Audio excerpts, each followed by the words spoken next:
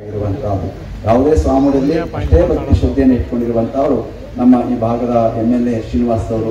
ಎಲ್ಲ ಮಠಗಳು ನಮ್ಮವೇ ಅಂತ ಭಾವನೆ ಅವರು, ಯಾವುದು ಕೂಡ ಆ ಮಠ ಈ ಮಠ ಅನ್ನೋ ಪ್ರಶ್ನೆ ಇಲ್ಲ, ಆ ಸ್ವಾಮಿಗಳು ಈ ಸ್ವಾಮಿಗಳು ಅಂತ ಪ್ರಶ್ನೆ ಇಲ್ಲ, ಎಲ್ಲಾ ಸ್ವಾಮಿಗಳು ನಮ್ಮವರೇ, ಎಲ್ಲಾ ಮಠಗಳು ನಮ್ಮದೇ ಎನ್ನುವಂತ ಭಾವನೆಯನ್ನ ನಮ್ಮ ನೆಲಮಂಗಲದ MLA ಶ್ರೀನಿವಾಸ್ ಅವರು ಇಟ್ಕೊಂಡಿದ್ದಾರೆ.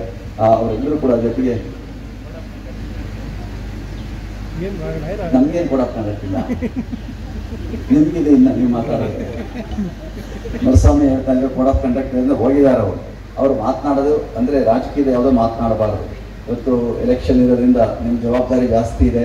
ನೀವೆಲ್ಲರೂ ಕೂಡ ನಮ್ಮ ಪೂಜೆರು ಹೇಳ್ತಾ ಇದ್ರು, ಇವತ್ತು ಹೆಂಗ್ ಎಲೆಕ್ಷನ್ ವೋಟ್ ಮಾಡ್ಬೇಕು, ಹೆಂಗ್ ಮಾಡ್ಬೇಕು ಅಂತಂದ್ರೆ, ಯಾವ್ದು ವೋಟ್ ಮಾಡ್ಬೇಕು ಅಂದ್ರೆ ಎಂತವ್ರನ್ನ ವೋಟ್ ಮಾಡ್ಬೇಕು, ಹೆಂಗ್ ಮಾಡ್ಬೇಕು ಅಂದ್ರೆ ನಮ್ಮ ಬಸವಣ್ಣ ಹೇಳೋಕೊಟ್ಟವ್ರಪ್ಪ ಅಂತ ಹೇಳಿದ್ರು.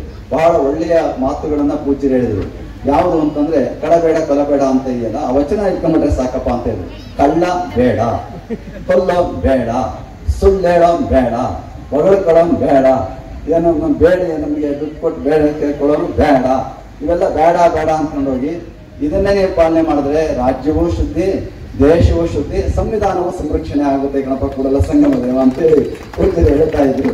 ಅದು ನಿಮ್ಮೆಲ್ಲರ ಇವತ್ತು ಜವಾಬ್ದಾರಿ ಆಗಿರುವಂತಹದ್ದು. ಆ ಕರ್ತವ್ಯವನ್ನು ಕೂಡ ನೀವೆಲ್ಲರೂ ಕೂಡ ಅತ್ಯಂತ ಜವಾಬ್ದಾರಿಯುತವಾಗಿ ನಿರ್ವಹಿಸಿ ಎನ್ನುವಂತಹ ಮಾತನ್ನು ಹೇಳ್ತಾ